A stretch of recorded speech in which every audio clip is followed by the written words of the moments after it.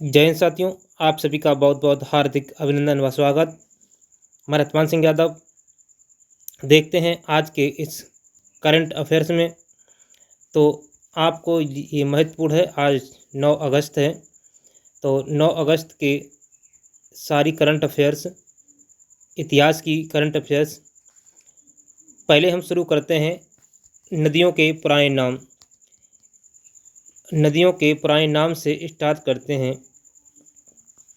ठीक है, यहाँ से स्टार्ट करते हैं। नदियों के पुराने नाम देखते हैं कि इनके पहले नाम क्या थे, अब वर्तमान में कौन सी नदी का क्या नाम है।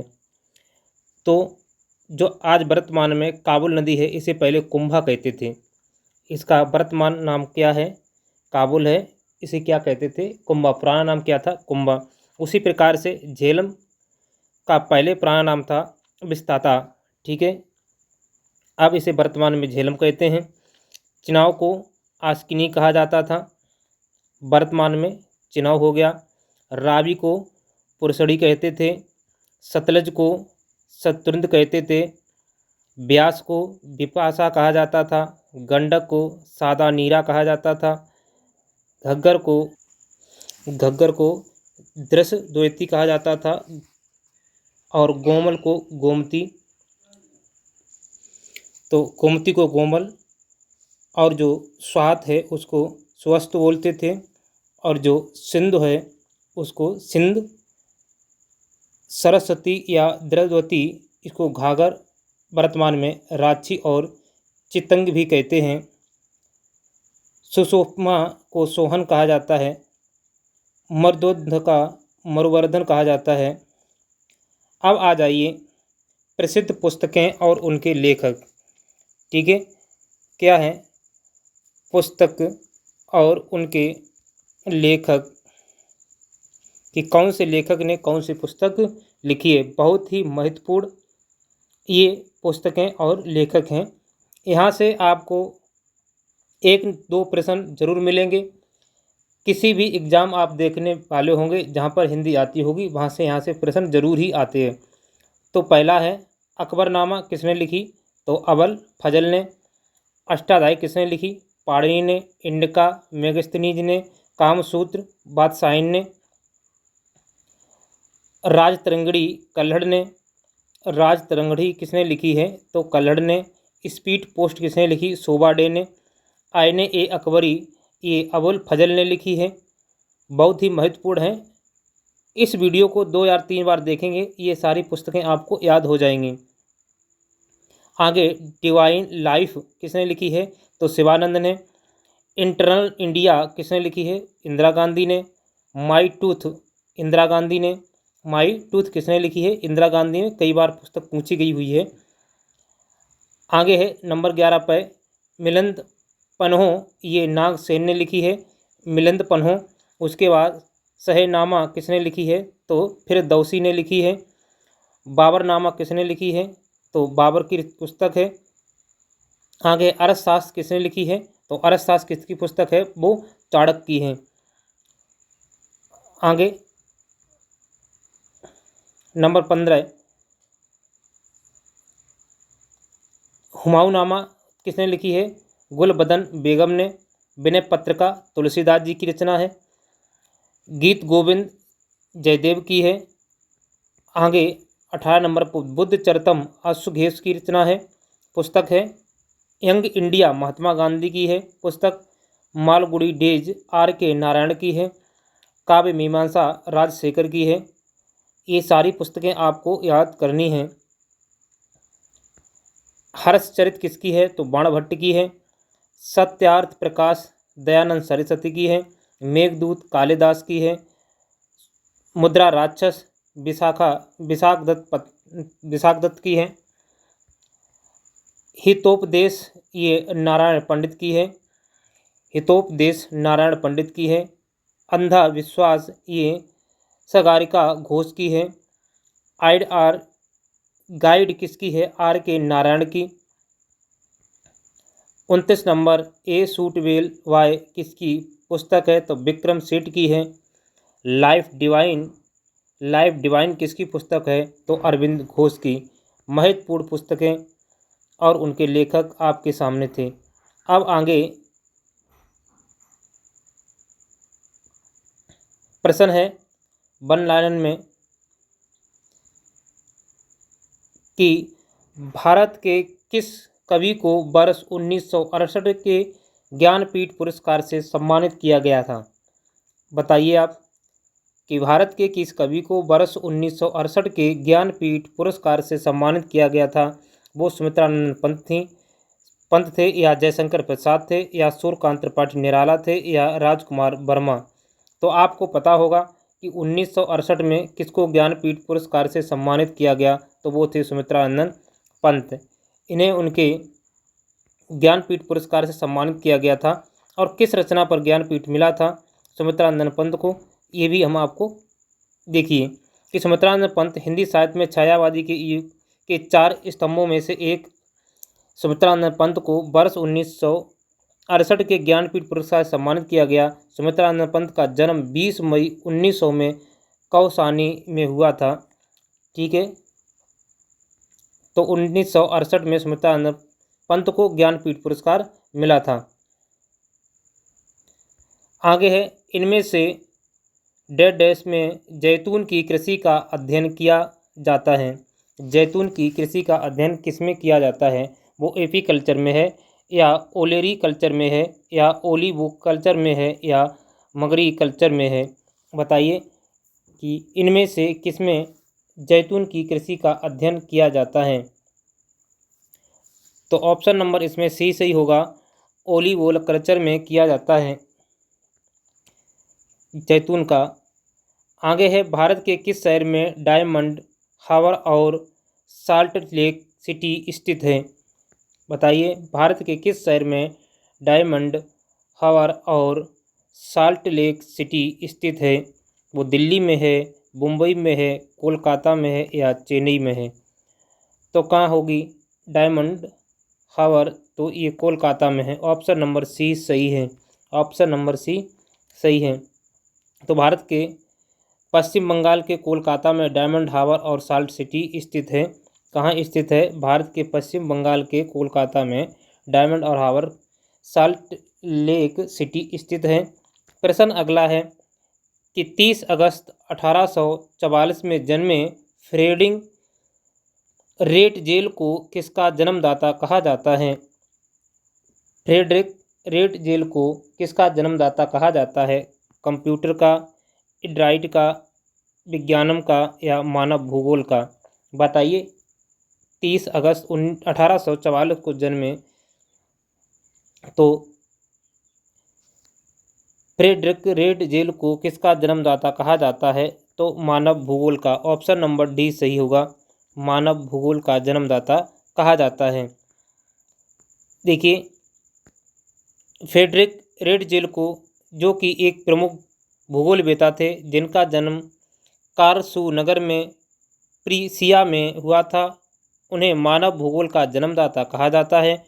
उन्होंने ही सबसे पहले डार्विन के विकासवादी ग्रंथ की समालोचना प्रस्तुत की थी। अगला प्रश्न है प्रश्न नंबर 5, निम्न में से डैश में मधुमक्खी पालन का अध्ययन किया जाता है। वो किसमें किया जाता है, वो एपी कल्चर में किया जाता है या ओलेरी कल्चर में किया जाता है या ओलिवो कल्चर में किया जाता है या मगरी कल्चर में किया जाता है। बताइए मधुमक्खी पालन का अध्ययन किसमें किया जाता है। तो जैतून का अभी मैंने बताया किसमें होता है, ओलिव ऑयल कल्चर में होता है, लेकिन यहाँ किसका पूछा, मधुमक्खी का, तो मधुमक्खी का एपी कल्चर में होता है। ऑप्शन नंबर ए सही है, याद रखना मधुमक्खी एपी कल्चर में।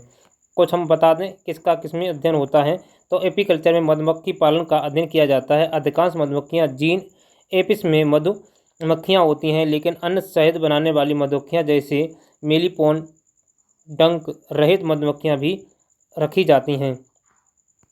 आगे प्रश्न है 6, भारत के डेड डैश राष्ट्रपति ने अपने कार्यकाल के दौरान लोकसभा अध्यक्ष पद को भी सुशोभित किया। वो कौन थे, बताइए। वो रामनाथ कोविंद थे, जो अपने पद पर रहते हुए भी लोकसभा अध्यक्ष का पद संभाला, या प्रणब मुखर्जी थे, इन्होंने संभाला था, या बरहगिरी वेंकट गिरी थे, या नीलम संजीव रेड्डी थे, जिन्होंने वर्तमान में अपने राष्ट्रपति पद पर होते हुए और लोकसभा अध्यक्ष का पद संभाला था। तो ऑप्शन नंबर डी सही होगा, नीलम संजीव रेड्डी, जो अपने कार्यकाल में रहते हुए भी और इन्होंने लोकसभा अध्यक्ष का कार्यभार संभाला था। प्रश्न नंबर 7 है कि भारत के राजस्थान राज्य के किस जिले में ओसियां पंचायत समिति है? वो जयपुर में है, बीकानेर में है, जोधपुर में है, कोटा में है। बताइए, भारत के राजस्थान राज्य के किस जिले में ओसियां पंचायत समिति है? तो वो जोधपुर में है। कहाँ है? जोधपुर में। ऑप्शन नंबर सी सही होगा। तो ओसिया पंचायत समिति राजस्थान के जोधपुर जिले में है। प्रश्न नंबर 8 है कि भारत के राजस्थान के कोलायत और तमिलनाडु के मन्नारुडी में किस खनिज के लिए खुदाई की जाती है? बताइए, भारत के राजस्थान के कोलायत और तमिलनाडु के मन्नारगुडी में किस खनिज के लिए खुदाई की जाती है? वो की जाती है सोना के लिए, वो की जाती चांदी के लिए, या हीरा के लिए, ये लिग्नाइट कोयला के लिए। बताइए, तो राजस्थान के कोलायत में किसकी? कोलायत से कोला का याद रखना है। ऑप्शन नंबर डी सही है। किससे याद रखना? कोलायत में कोला लिग्नाइट कोयला के लिए खुदाई की जाती है। ऑप्शन नंबर डी सही है। आप इसे देखना चाहें तो देख सकते हैं। लिग्नाइट कोयला जो कि निकृष्ट वर्ग का पत्थर कोयला है, जिसका रंग कत्थई या काला भूरा होता है और अपेक्षित घनत्व भी पत्थर कोयला से कम होता है। यह अधिकतर तमिलनाडु के मन्नारगुडी में पाया जाता है। प्रश्न नंबर 9 है कि भारत में सब्जियों की व्यापारिक कृषि को क्या कहा जाता है? बताइए, जो सब्जियां होती हैं उनको व्यापारिक कृषि की क्या कहा जाता है? एपीकल्चर कहा जाता है, या ओलेरी कल्चर कहा जाता है, या ओली वोकल कल्चर कहा जाता है, या मगरी कल्चर कहा जाता है। तो आपने अभी देखा होगा एपीकल्चर किसे कहा जाता था, ओब्लिकल्चर देख लिया। अब उसके बाद आपको देखना सब्जियों के बारे में कि सब्जियों को किसमें कहा जाता है। तो सब्जियां आएंगी ऑप्शन नंबर बी में, ओलेरी कल्चर में। ठीक है, ओलेरी कल्चर में आएंगी, तो ऑप्शन नंबर बी सही होगा। ठीक है, एपीकल्चर में मधुमक्खियाँ पाली जाती हैं, ओलिकल्चर में जैतून पाया की जानकारी ली जाती है, ओप्लिकल्चर में सब्जियों की ली जाती हैं। ठीक है, तो आप देखिए, ओलेरी कल्चर में जिसे साकीय विज्ञान कहा जाता है, किसे क्या कहा जाता है? साकीय विज्ञान कहा जाता है। यह सब्जियों के उत्पादन में संबंधित विज्ञान है। इसमें भोजन के लिए अकाष्ठीय पौधों की खेती से संबंधित मुद्दों का अध्ययन किया जाता है। यहाँ से क्वेश्चन जरूर आएगा, निश्चित ही आपको याद रखना है। आगे है कृषि बागवानी का अध्ययन का डेड डेस में किया जाता है कि कृषि और बागवानी का अध्ययन किस में किया जाता है? वो एपीकल्चर में किया जाता है, या ओलेरी कल्चर में किया जाता है, या हार्टिकल्चर में किया जाता है, या सल्वीकल्चर में किया जाता है। बताइए, कृषि बागवानी का अध्ययन किस में किया जाता है? 4 ऑप्शन आपके सम्मुख हैं। तो कृषि और बागवानी हार्टिकल्चर में किया जाता है। ऑप्शन नंबर सी है। ठीक है, हार्टिकल्चर में किया जाता है। हार्टिकल्चर में अनाज, फूलों और पौधों को उगाने से लेकर उनकी मार्केटिंग तक का अध्ययन किया जाता है, जिसमें फल, सब्जी, पेड़ पौधे और फूल भी आते हैं। आगे है प्रश्न कि पेरिस ओलंपिक में अब ये करंट से संबंधित हैं कि पेरिस ओलंपिक में विनेश फोगाट को किस भार वर्ग में अयोग्य घोषित किया गया था? अभी दिनेश फोगाट को अयोग्य घोषित कर दिया गया है, तो उसे किस में अयोग्य घोषित कर दिया गया है? पेरिस ओलंपिक में 50 किलोग्राम में, या 53 किलोग्राम में, या 57 किलो, या 62 किलो, किस में अयोग्य घोषित कर दिया गया है? तो ऑप्शन नंबर ए सही है, 50 किलोग्राम में। 50 किलोग्राम में दिनेश फोगाट को अयोग्य घोषित कर दिया गया है। देखिए, 50 किलोग्राम पेरिस ओलंपिक 2024 में 7 अगस्त का दिन अच्छा नहीं रहा। जैसे कि उसने वहाँ पर पहले उसे घोषणा कर दी, फिर उसके बाद में उसे अयोग्य घोषित कर दिया गया। हमने आपको इसकी जानकारी दी होगी 7 अगस्त वाले दिन कि पेरिस ओलंपिक में विनेश फोगाट ने अपना एक फिर स्वर्ण पदक भारत के नाम किया। उसकी जीत की घोषणा कर दी गई, लेकिन बाद में उसे अयोग्य घोषित कर दिया गया। तो 7 अगस्त का दिन अच्छा नहीं रहा। पहली बार ओलंपिक कुश्ती के फाइनल में पहुंची भारत की स्टार पहलवान विनेश फोगाट को उनके अधिक वजन के कारण अयोग्य घोषित कर दिया गया। आपको बता दें कि फोगाट ने क्यूबा की यूसनेलिस गुजमान लोपेज को 5-0 से हराकर स्वर्ण पदक मुकाबले में अपनी जगह बनाई थी। विनेश के फाइनल से अयोग्य घोषित होने के बाद अब स्वर्ण पदक मुकाबला सारा एन हिल्डेब्रांड और यूसनेलिस गुजमान लोपेज के बीच होगा। उसे क्योंकि उसका भार 50 था तो 50 किलो भार होने के कारण उसको क्या कर दिया गया, अयोग्य घोषित कर दिया गया। अगला प्रश्न है, हाल ही में आसियान भारत वस्तु व्यापार समझौता संयुक्त समिति की 5वीं बैठक कहाँ आयोजित हुई? वो जकार्ता में हुई, नई दिल्ली में, मॉस्को, बीजिंग में। बताइए कि हाल में ही आसियान भारत वस्तु व्यापार समझौता संयुक्त समिति की 5वीं बैठक कहाँ आयोजित हुई? तो जकार्ता में। ऑप्शन नंबर ए सही है। 29 जुलाई से 1 अगस्त 2024 तक जकार्ता में आयोजित 5वीं आसियान वस्तु व्यापार समझौता AITIGA संयुक्त समिति की बैठक का उद्देश्य 2009 AITIGA की समीक्षा करके आसियान और भारत के बीच आर्थिक सहयोग को बढ़ाना था। आसियान भारत का एक प्रमुख व्यापार साझेदार है जिसका व्यापार परिणाम काफ़ी अधिक है और व्यापार घाटा भी उल्लेखनीय है। बैठक में व्यापार समझौतों को बेहतर बनाने और गहन आर्थिक सहयोग को बढ़ावा देने पर ध्यान केंद्रित किया गया है। ठीक है, तो कहाँ हुई थी बैठक? जकार्ता में। प्रश्न नंबर 3 कहता है कि हाल ही में खबरों में रहा बांधवगढ़ टाइगर रिजर्व किस राज्य में स्थित है? बांधवगढ़ टाइगर रिजर्व कहाँ स्थित है, किस राज्य में है? वो उड़ीसा में है, उत्तर प्रदेश में है, मध्य प्रदेश में है या गुजरात में है? बताइए बांधवगढ़ टाइगर रिजर्व कहाँ है? तो ऑप्शन नंबर सी सही होगा, मध्य प्रदेश में ही है। कहाँ है? मध्य प्रदेश में।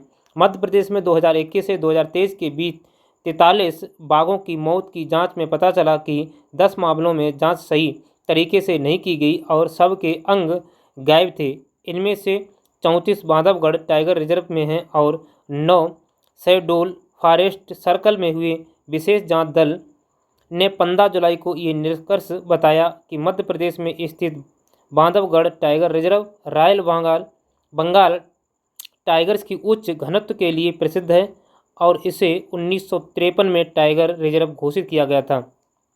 कब किया गया था? 1993 में। अगला प्रश्न है कि कौन सा देश बिम्स्टेक बिजनेस शिखर सम्मेलन 2024 की मेजबानी करेगा? बताइए कि कौन सा वो देश है बिम्स्टेक बिजनेस शिखर सम्मेलन की मेजबानी करेगा? वो भारत है, नेपाल है, भूटान है या म्यांमार है? तो बताइए कौन करेगा? तो ऑप्शन नंबर ए सही है, भारत। कौन करेगा? भारत। आइए, भारत एक विदेश मंत्रालय और भारतीय उद्योग परिसंघ 6 से लेकर 8 अगस्त 2024 को नई दिल्ली में पहला बिम्स्टेक व्यापार शिखर सम्मेलन आयोजित कर रहा है। डॉक्टर एस जयशंकर द्वारा उद्घाटन किए गए इस शिखर सम्मेलन में प्रमुख नेताओं ने भाग लिया जिसका उद्देश्य बिम्स्टेक देशों के बीच क्षेत्रीय व्यापार और निवेश को बढ़ावा देना है। 300 से अधिक हितधारक व्यापार, कनेक्टिविटी, ऊर्जा सुरक्षा, समावेशी विकास और सशक्त विकास पर चर्चा करेंगे। हमने आपको इस प्रश्न कल भी दिया होगा, उसमें थोड़ी चर्चा जरूर की होगी। अगला प्रश्न है कि हाल ही में खबरों में रहा C-130 जे सुपर हरक्यूलिस क्या है? हरक्यूलिस क्या है? वो हवा से हवा में मार करने वाली दृश्य मिसाइल से परे मिसाइल है या परमाणु बैक्ट्रिक्स पनडुब्बी है या टर्बोप्रॉप सैन्य परिवहन विमान है या हैवी लिफ्ट हेलीकॉप्टर है? बताइए हाल ही में खबरों में रहा C-130 जे सुपर हरक्यूलिस क्या है? तो ऑप्शन नंबर सी इसका सही है, टर्बोप्रॉप सैन्य परिवहन विमान। ऑप्शन नंबर सी सही है, टर्बोप्रॉप सैन्य परिवहन विमान। देखिए, बांग्लादेश के प्रधानमंत्री के देश को छोड़ने की अफवाहों के बीच बांग्लादेश में पंजीकृत C-130 जे हरक्यूलिस जेट पर सबसे ज़्यादा ट्रैक की जाने वाली उड़ान बन गई। लॉकहीड मार्टिन द्वारा विकसित C-130 जे सुपर हरक्यूलिस एक 4 इंजन वाला सैन्य परिवहन विमान है जिसका इस्तेमाल सामरिक मिशनों मिशनों के लिए किया जाता है। इसकी पेलोड क्षमता 19 टन है। यह ऊबड़ खाबड़ रनवे से भी उड़ान भर सकता है और इसका इस्तेमाल मुख्य रूप से अमेरिका और अन्य देशों द्वारा सैनिकों और उपकरणों को एयरड्राफ्ट करने के लिए किया जाता है। तो अभी जो आपने सुना होगा कि बांग्लादेश की प्रधानमंत्री बांग्लादेश को इस्तीफा दे करके और विदेश भाग गई हैं अपने देश को छोड़ करके, तभी ये हरक्यूलिस विमान के बारे में चर्चा हुई। आगे है कि हर बरस किस दिन को राष्ट्रीय हथकरघा दिवस के रूप में मनाया जाता है।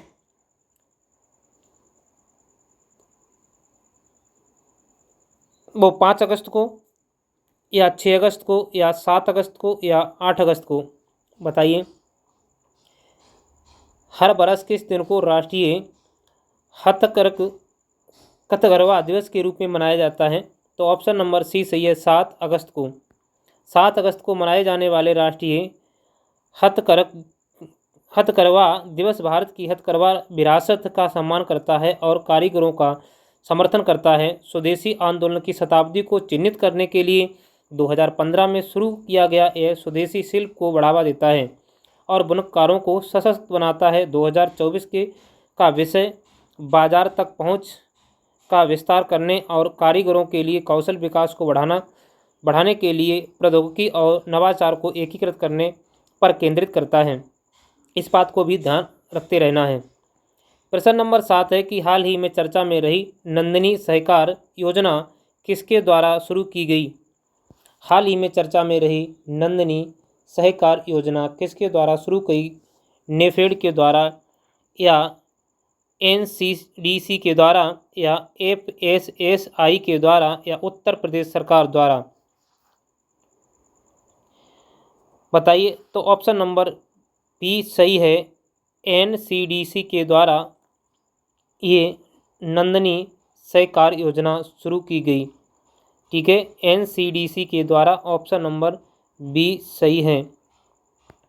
राष्ट्रीय सहकार विकास निगम द्वारा शुरू की गई नंदिनी सहकार योजना वित्तीय सहायता, परियोजना निर्माण सहायता और क्षमता विकास की एक महिला केंद्रित योजना है।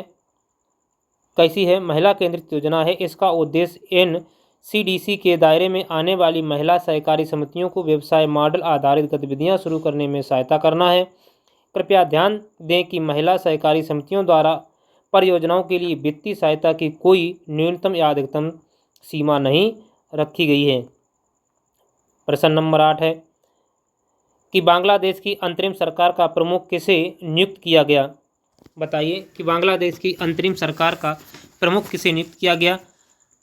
खालिदा जिया को, मोहम्मद यूनुस को, शेख हसीना को, इनमें से कोई नहीं। तो ये तो पता ही होगा कि शेख हसीना तो भाजी गई, तो इनका कोई अस्तित्व नहीं है। इनमें से कोई नहीं, अगर नियुक्त किया गया है तो कोई न कोई किया गया होगा। खालिदा किया नहीं गई, इनकी भी वही थी। मोहम्मद यूनुस किए गए हैं। कौन किए गए? मोहम्मद यूनुस। ऑप्शन नंबर 20 सही है। बांग्लादेश की अंतरिम सरकार का प्रमुख किसे नियुक्त किया गया? तो मोहम्मद यूनुस को नियुक्त किया गया। देखिए, नोबेल पुरस्कार के विजेता मोहम्मद यूनुस को बांग्लादेश की अंतरिम सरकार का मुखिया नियुक्त किया गया। राष्ट्रपति के प्रेस सचिव ने देर रात एक बयान में कहा, आपको बता दें कि प्रधानमंत्री शेख हसीना ने घातक विरोध प्रदर्शनों के बाद इस्तीफा दिया था और देश छोड़ दिया था। इस बीच बांग्लादेश की पहली महिला प्रधानमंत्री खालिदा जिया को भी नज़रबंदी से रिहा कर दिया गया। तो जो उन्हें नज़रबंद किया गया था उनको भी रिहा कर दिया गया। आगे है प्रश्न नंबर 9 कि केंद्र शासित प्रदेश जम्मू कश्मीर का पूर्णकालिक DGP किसे नियुक्त किया गया? प्रश्न बहुत ही अच्छा है कि केंद्र शासित प्रदेश का जम्मू कश्मीर का पूर्णकालिक DGP किसे नियुक्त किया गया? वो हैं RR स्वैन को या अभिनंदन सागर को या अश्विनी कुमार को या राजकुमार सिन्हा को। बताइए किसे को केंद्र शासित जो प्रदेश है जम्मू कश्मीर उसको पूर्णकालिक DGP दिया गया? तो वो कौन है? वो हैं RR swan. RR swan, option number A सही है। ऑप्शन नंबर ए सही है। अच्छी तरीके से देखें कि गृह मंत्रालय ने हाल ही में RR स्वैन को जम्मू कश्मीर का पूर्णकालिक DGP नियुक्त किया। अभी तक वे DGP जम्मू कश्मीर का अतिरिक्त प्रभार संभाल रहे थे। गृह मंत्रालय भारत सरकार के अफसर सचिव द्वारा जारी आदेश के अनुसार स्वान को कार्यभार संभालने की तिथि जो थी वो 30/9/2024 तक या अगले आदेश तक डीजीपी के पद पर नियुक्त किया गया है। ठीक है, तो 30/9 तक या उसके आगे भी उनका कार्यकाल बढ़ सकता है, उन्हें नियुक्त कर दिया गया है। अगला प्रश्न है कि पुडुचेरी के उपराज्यपाल के रूप में किसने शपथ ली है। बताइए कि पुडुचेरी के उपराज्यपाल के रूप में किसने शपथ ली है। वो संतोष कुमार गंगवार हैं, निपेंद्र मिश्रा हैं, या के कैलासनाथन हैं, या नंदी बेन पटेल हैं। बताइए। पुडुचेरी के उपराज्यपाल के रूप में किसने शपथ ली, तो वो ली है के कैलासनाथन ने। तो ऑप्शन नंबर सी सही है। ऑप्शन नंबर सी सही है। के कैलासनाथन ने हाल ही में पुडुचेरी के उपराज्यपाल के रूप में शपथ ली है। राजनिवास में आयोजित शपथ ग्रहण समारोह में मद्रास उच्च न्यायालय के कार्यवाहक मुख्य न्यायाधीश डी कृष्ण कुमार ने उन्हें पद और गोपनीयता की शपथ दिलाई। समारोह में मुख्यमंत्री एन रंगासामी, उनके कैबिनेट सहयोगी और यूटी प्रशासन के शीर्ष अधिकारी भी शामिल रहे। आज के लिए हमारे इतने ही प्रश्न ही बहुत ही महत्वपूर्ण थे। सारे प्रश्न इम्पोर्टेंट हैं, किसी न किसी एग्ज़ाम में अवश्य आपको देखने को मिलेंगे।